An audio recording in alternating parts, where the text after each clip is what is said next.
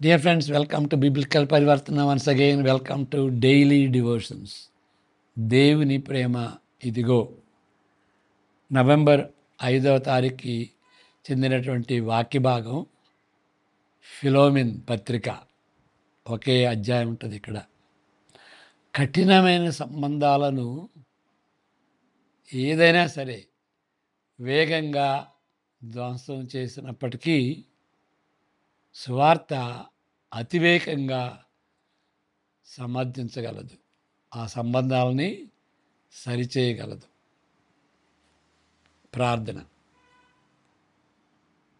May the words of my mouth and the meditation of our hearts be acceptable in thy sight, our rock and redeemer. Amen. మొదటి శతాబ్దంలో పరిపాలన పారిపోయిన బానిసను చట్టబద్ధంగా ఉరితీయవచ్చు. ఎవరన్నా బానిస పారిపోయితే ఆయన ఉరితీయవచ్చు. యజమాని ఆ శిక్షను అమలు చేయకపోవచ్చు, కానీ కనీసం పట్టుబడిన పారిపోయిన బానిస చాలా క్రూరమైన శిక్షను ఎదుర్కొంటాడు. క్రూరమైన శిక్షను ఎదుర్కొంటాడు. ఒనేసిమస్ అనేటువంటి ఆయన బానిస. ఫిలోమిన్ దగ్గర ఆయన బానిసగా ఉన్నాడు. ఒనేసిము ఫిలోమోన్ నుండి పారిపోయిన బానిస. ఎప్పుడో ఒకసారి ఒనేసిము మారు మనసు పొందాను. ఆయన మారు మనసు పొందాడు. ఎప్పుడో ఒనేసిము తన రక్షణకు ముందు పౌలును కలుసుకున్నాడో, లేక రక్షణకు ముందు రక్షణ తరువాత పౌలును కలుసుకున్నాడో మనకు తెలియదు. అయితే ఇప్పుడు మాత్రం పౌలుతో ఒనేసిము ఉన్నాడు. బహుశా రోమాలో, బహుశా అని ఎందుకు అంటున్నామంటే వేరే వేరే వాళ్ళు వేరే వేరే చోట పౌలు ఉన్నట్టుగా, సిజరియాలో ఉన్నట్టుగా, లేకపోతే ఆయన ఎఫెసులో ఉన్నట్టుగా వేరే థియరీస్ ఉన్నాయి. కానీ రోమాలో ఉన్నటువంటి రీతిగా మనం దాన్ని నిర్ణయించవచ్చు. అందువలన బహుశా అన్నాడు. బహుశా రోమాలో ఉన్నాడు. అపోస్తులుడు చక్రవర్తి విచారణ కొరకై జైల్లో వేచి ఉన్నాడు. మరి చక్రవర్తి ఆయనకి టైం ఉండదు కదా, కాబట్టి ఆయనకి జడ్జిమెంట్ జరిగేంత వరకు అపోస్తుడైన పౌలు వేచి ఉన్నాడు. ఒనేసిము ఇప్పుడు ఒక విశ్వాసి అయిపోయాడు. పౌలుకు అందుబాటులో పనిచేస్తున్నాడు. అంటే ఎరండ్స్ చేస్తున్నాడు. ఏదైనా అవసరమైతే అక్కడికి వెళ్ళి కొనుక్కురావటం అలాంటివి చేస్తాడన్నమాట. లేక వేరే విధంగా కూడాను ఆయన పౌలుకి సహాయపడుతున్నాడు ఒనేసిము. కానీ ఇది ఎల్లకాలం కొనసాగదని పౌలుకు తెలుసు. ఆయన బానిస పారిపోయి వచ్చాడు, దొంగతనం చేసి పారిపోయి వచ్చాడు. మరి ఆయన నేను ఎంటర్టైన్ చేస్తే నాకు దెబ్బ, ఆయనకి దెబ్బ అని గుర్తించాడు. కాబట్టి ఇది కంటిన్యూస్గా ఎప్పుడు ఉండదు. అపోస్తులుడు స్వయంగా పారిపోయిన ఒక వ్యక్తికి సహాయపడినట్లు, అతనిని ప్రోత్సహించినట్లు ఆయనపై కూడా నేరము మోపవచ్చు. పౌలుపై కూడా నేరం రావచ్చు. చట్టబద్ధంగా, నైతికంగా కూడా అనేక విధాలుగా ఫిలోమోను వద్దకు ఒనేసిము తిరిగి వెళ్ళాలి. అక్కడ విషయాలను సరిదిద్దుకోవాలి అనేటువంటి విధంగా మరి ఆయన పంపిస్తాడు. కానీ రోమా బానిసత్వం, మరి దాని సంగతి ఏంటి? వాళ్ళు రోమాలో ఎంతో బానిసత్వం ఉంది కదా. మరి అక్కడ నైతికత్వం ఏది? ఈ పౌలు దగ్గర ఉంటేనే అది ఆ, అది నేరంగా మోపడతారా? మరి ఆ ఆ రోమా సామ్రాజ్యం అంతట్లోనూ కూడాను బానిసలు ఉన్నారు కదా, మరి వాళ్ళ సంగతి ఏంటి? అది వేరే విషయం. కాబట్టి పౌలు ఫిలోమెను, ఆయన భార్య అఫియా, వాళ్ళిద్దరికీ ఈ పత్రిక వ్రాస్తున్నాడు. వారు క్రైస్తవులని బహుశా బాగా సంపన్నులని ఎవరు? ఈ ఆ, ఫిలో ఫిలోమెను, అఫియా, వాళ్ళు వాళ్ళు సంపన్నులు అని, సంగమునకు ఆశ్రయము ఇవ్వటానికి తగినంత పెద్ద గృహం ఉంటుందని అది మనం గ్రహించవచ్చు. ఆ లేఖ దృఢమైన దైవిక ఆ, దైవికత్వానికి డిప్లొమసీ ఉంది, దైవత్వం ఉంది. ఇక్కడ ఒక కళాకంఠంగా, అంటే ఒక మాస్టర్ పీస్గా ఉంటుందన్నమాట. ఆయన రాసినటువంటి తీరు ఆయన డిప్లొమాటిక్గా ఉంటుంది. దైవికమైనటువంటి డిప్లొమసీ. ఆర్డినరీ అన్యులు ఇచ్చేటువంటి లోకస్తులు వాడేటువంటి డిప్లొమసీ కాదు, మోసం చేసేటువంటి డిప్లొమసీ కాదు. దైవత్వంలో కూడా డిప్లొమసీ ఉంటుందన్నమాట. ఈ లెటర్ చదివితే ఆ విషయంలో దైవత్వమైనటువంటి డిప్లొమసీలో ఇది మాస్టర్ పీస్. ఓకే, మనం ఇప్పుడు చదువుకుందాం. ఫిలోమెను పత్రిక చాలా గంభీరమైనటువంటి పత్రిక. క్రీస్తు యేసు ఖైదీ అయిన పౌలును, సహోదరుడైన తిమోతియు, మా ప్రియుడును జత పనివాడునైన ఫిలోమెనుకును, మన సహోదరి అయిన అఫియకును, తోటి యోధుడైన అర్కిపకును, నీ ఎంట ఉన్న సంగమునకును శుభమని చెప్పి వ్రాయున్నది. మన తండ్రి అయిన దేవుని నుండి, ప్రభు అయిన యేసుక్రీస్తు నుండి కృపయు సమాధానము మీకు కలుగునుగాక.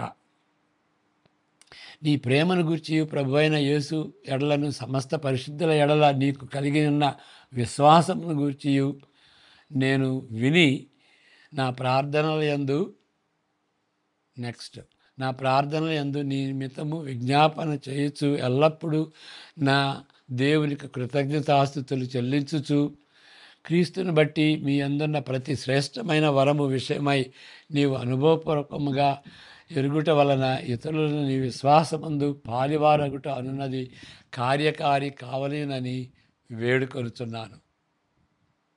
సహోదరుడా, పరిశుద్ధుల హృదయములు నీ మూలముగా విశ్రాంతి పొందిన నీ ప్రేమను బట్టి నాకు విశేషమైన ఆనందమును, ఆదరణయు కలిగెను అని పౌలుకు ఆయన ఎడల, ఫిలోమిన ఎడల ఆయనకున్నటువంటి ప్రేమను వ్యక్తపరుస్తున్నాడు. కావున యుక్తమైన దానిని గురించి నీకు ఆజ్ఞాపించుటకు క్రీస్తునందు నాకు బహుధైర్యము కలిగి ఉన్నాను.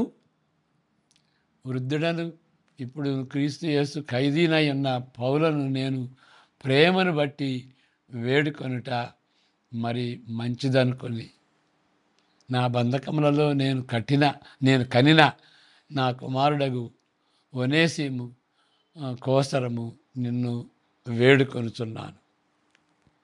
అతడు మునుపు నీకు నిష్ప్రయోజనమైన వాడే కానీ ఇప్పుడు నీకును నాకును ప్రయోజనకరమైన వాడాయను.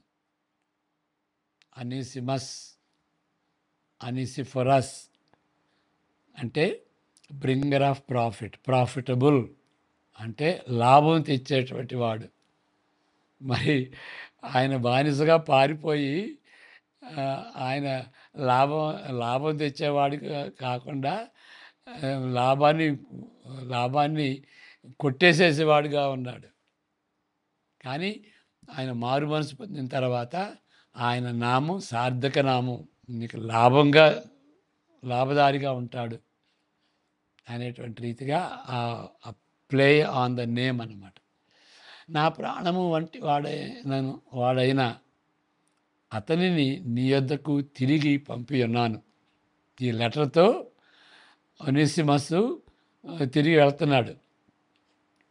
నేను స్వార్థ కొరకు బంధకంలో ఉండగా నీకు బదులుగా అతడు నాకు పరిచారము చేయు నిమిత్తము నా యొద్ద అతని నుంచుకొనవలెనని ఇంటిని కానీ నీ ఉపకారము బలవంతం చేతనైనట్టు కాక స్వేచ్ఛాపూర్వకమైనదిగా ఉండవలనని నీ సమ్మతి లేక ఏమీ చేయటం నాకు ఇష్టం లేదు. ఆయన నాకు దగ్గర ఉంచుకుంటే నాకు మేలు, కానీ అది నువ్వు మనస్పూర్వకంగా అతను పంపిస్తే అది బాగుంటుంది. అంతేగాని నిన్ను ఏదో ఒత్తిడి చేసి అది కాకుండా నిన్ను కన్సల్ట్ చేసి నీకు ఇష్టమైతే ఆయన ఉంచుకుంటాను, కాబట్టి ఇప్పుడు నేను నీ దగ్గర పంపిస్తున్నాను అంటాడు.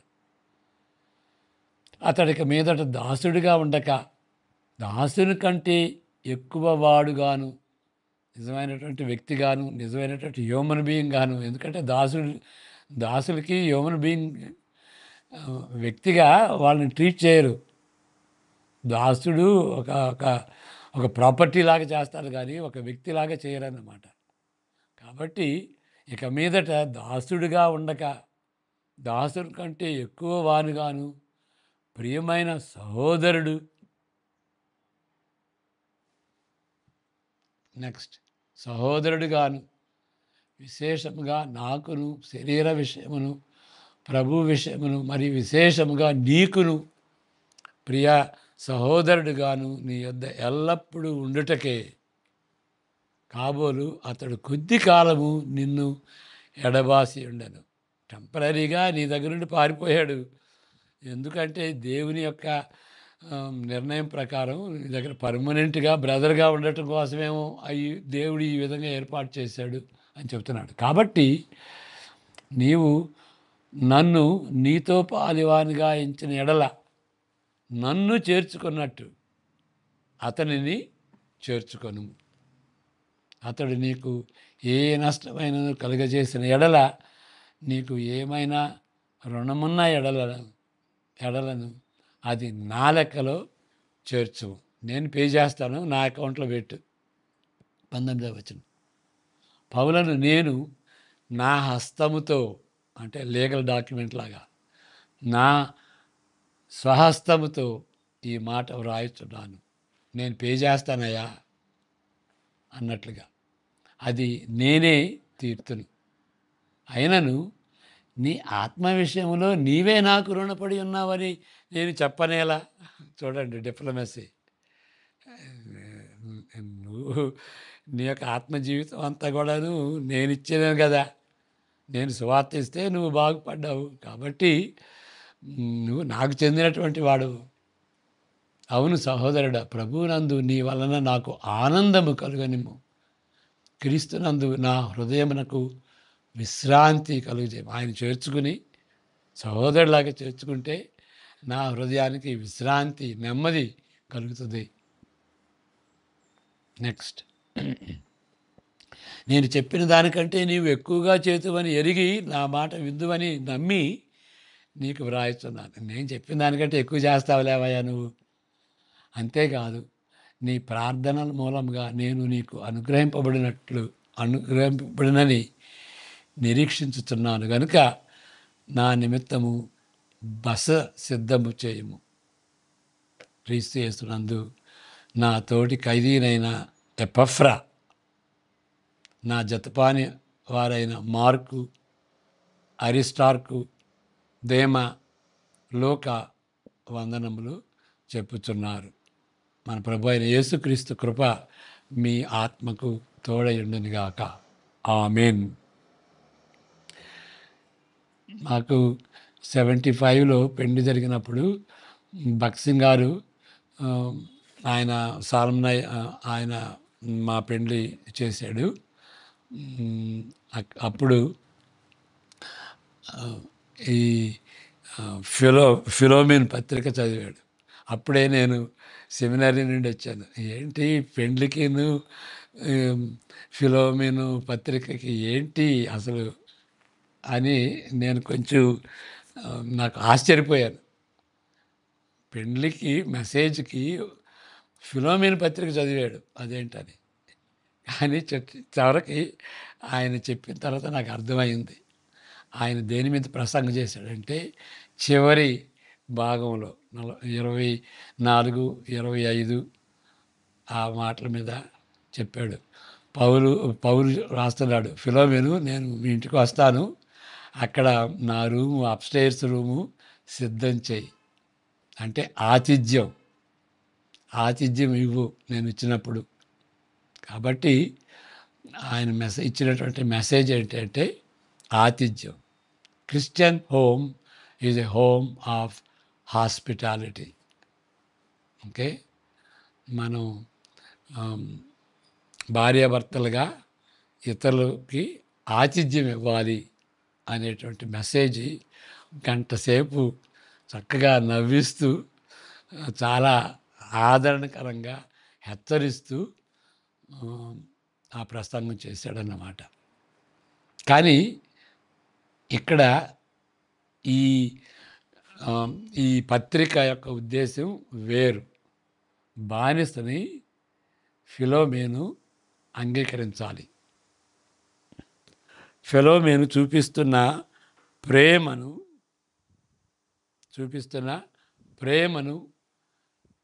ప్రోత్సాహమును పౌలు నువ్వెంతో ప్రజలకి వాళ్ళని ప్రేమించి వాళ్ళని ప్రోత్సహించేవయ్యా అని ఫిలోమెన్ని పౌలు ప్రశంసిస్తుంటున్నాడు.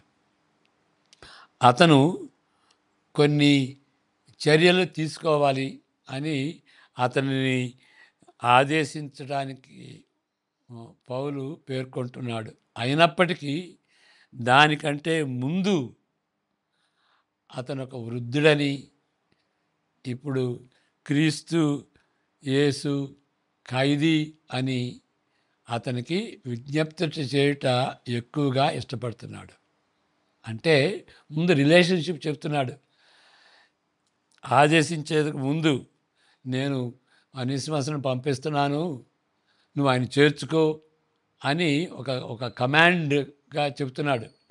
అది చెప్పక ముందు ఆయన రిలేషన్షిప్ గురించి చెప్తున్నాడు అన్నమాట. నేను వృద్ధుడినయ్యా, ఓకే, నేను ఖైదీగా ఉన్నాను అని ఆ ప్రేమను, అలాంటి ప్రేమ యొక్క రిలేషన్షిప్, లవింగ్ రిలేషన్షిప్ని దాని ముందు వ్యక్తపరుస్తున్నాడు.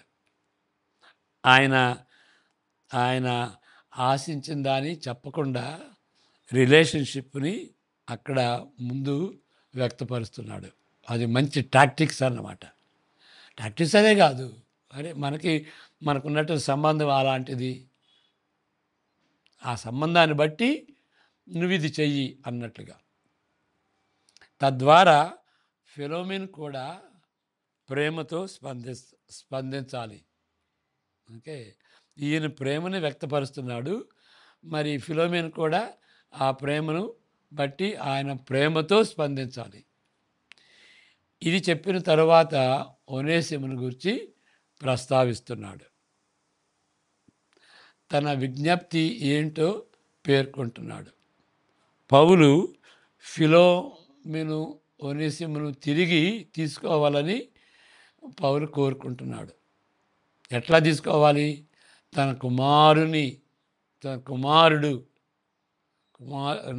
నా కుమారుని పంపిస్తున్నాను, కుమారుడిని అని వర్ణిస్తూ వానిని ఇప్పుడు ఒక ఉపయోగకరమైన వ్యక్తి,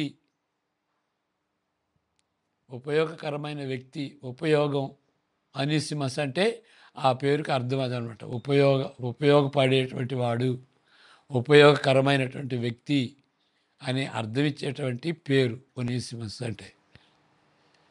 తన ప్రాణముగా అపోస్తలుడు అతనిని ఎంతగానో ప్రేమిస్తున్నాడు. ఇప్పుడు ఆయన బానిసైనా కానీ తన ప్రాణంతో సమానంగా అపోస్తలుడు ఒనేసిమస్ని ప్రేమిస్తున్నాడు. అతనిని ఉంచుకొనుట పౌలుకి ఇష్టమే కానీ ఫిలోమిను సమ్మతి లేకుండా అది ఉంచుకోవటం ఇష్టం లేదు. వాస్తవానికి ఒనేసిము పారిపోయి వచ్చున్నాడు. కానీ ఇది ఎంత అసహ్యకరమైన సంగతి అయినప్పటికీ విశాల దృక్పథంలో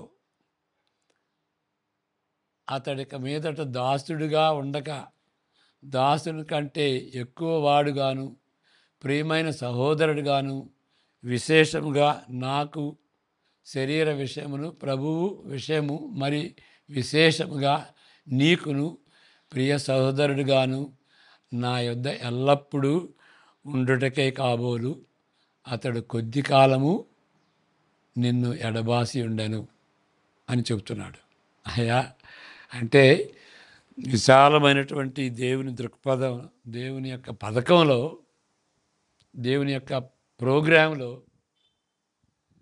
కొంతకాలం నీ దగ్గర నుండి బయటకు వచ్చాడు. ఎందుకు? తిరిగి వచ్చి బిలీవర్ అయ్యి తిరిగి వచ్చి నీతో సదాకాలం ఉండటానికి. అప్పుడైతే బానిసగా ఉన్నాడు, ఇప్పుడైతే వ్యక్తిగా ఉంటున్నాడు. వ్యక్తే కాదు, సహోదరుడిగా ఉంటాడు. అందుకని దేవుడు ఈ విధమైనటువంటి పథకం వేశాడు అని ఆలోచించుకోవాలి ఫిలోమిన్ అని చెబుతాడన్నమాట. చాలా ఎంత డిప్లొమసీ ఇది. కాబట్టి తప్పనిసరిగా అతను ఫిలోమిన్ను దాసుని కంటే, ఫిలోమిన్కు ఒనేసిమస్ దాసుని కంటే ఎక్కువ వాడుగా, ప్రభువులో సహోదరుడిగా, ప్రియమైన వాడిగా ఆయన్ని ఒనేసిమస్ని ఉంచుకోవాలి. కాబట్టి